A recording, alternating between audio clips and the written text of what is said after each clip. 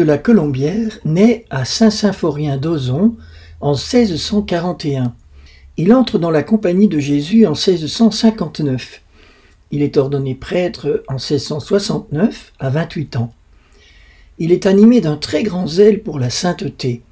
À la fin de sa formation, il fait le vœu d'observer fidèlement la règle et les constitutions des jésuites sous peine de péché. Les témoins affirment qu'il a observé ce vœu avec une grande fidélité. Il arrive à Paray-le-Monial en 1675 comme supérieur de la communauté du couvent de la Visitation. Confesseur des religieuses, il rencontre alors Marguerite Marie, qui a été prévenue par le Seigneur qu'il allait lui envoyer, je cite, « son fidèle serviteur et parfait ami ». Magnifique description du Père Claude par le Seigneur lui-même. Qui ne rêverait pas que le Seigneur le considère aussi comme son fidèle serviteur et parfait ami? Claude la Colombière a été mystérieusement préparé à cette mission, car le Seigneur lui a déjà inspiré une dévotion à son cœur. Dès leur première rencontre, Marguerite Marie entend en elle Jésus lui dire « Voici celui que je t'envoie ». Immédiatement, elle lui ouvre son âme. Il la rassure, reconnaît l'origine surnaturelle des révélations qu'elle reçoit. Désormais, il va la soutenir dans sa mission. Dans une vision, le Seigneur montre qu'il unit mystiquement le cœur de Marguerite Marie et celui de Claude dans son propre cœur.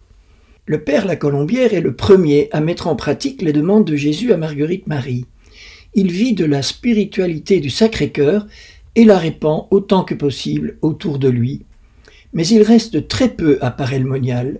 Au bout d'un an, en 1676, il est envoyé en Angleterre pour être l'aumônier de Marie-Béatrice de Modène, la duchesse d'York, future reine catholique dans l'Angleterre protestante. Il continue à vivre comme jésuite missionnaire et très vite il s'attire des ennuis. Il est accusé injustement de complot et mis en prison. Il y perd la santé. Il frôle le martyre. Il est sauvé de justesse par l'intervention du roi Louis XIV en 1679. De retour en France, il est nommé à Lyon comme directeur spirituel de la maison de formation, mais sa santé est profondément altérée. Il ne revient que très peu à Paray-le-Monial visiter Marguerite Marie qu'il soutient jusqu'à la fin.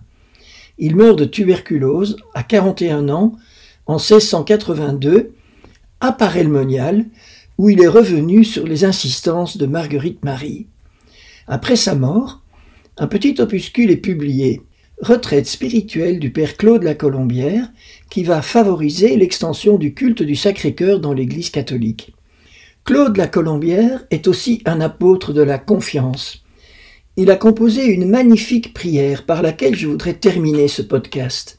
Cette prière en dit plus sur qui était Saint Claude la Colombière que 1000 paroles. Je vous propose de faire nôtre cette prière en ce jour.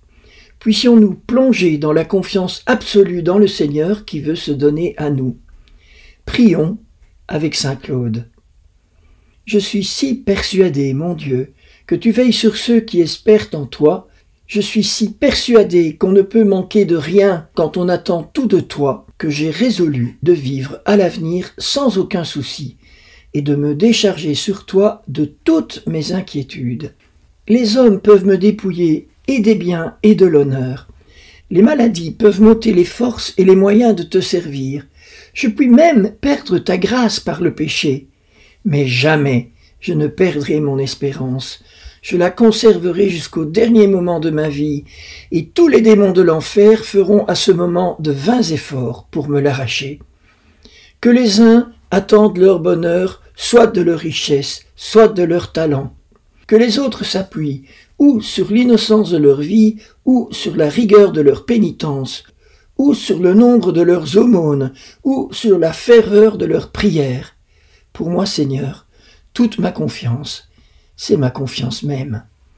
Cette confiance ne trompa jamais personne.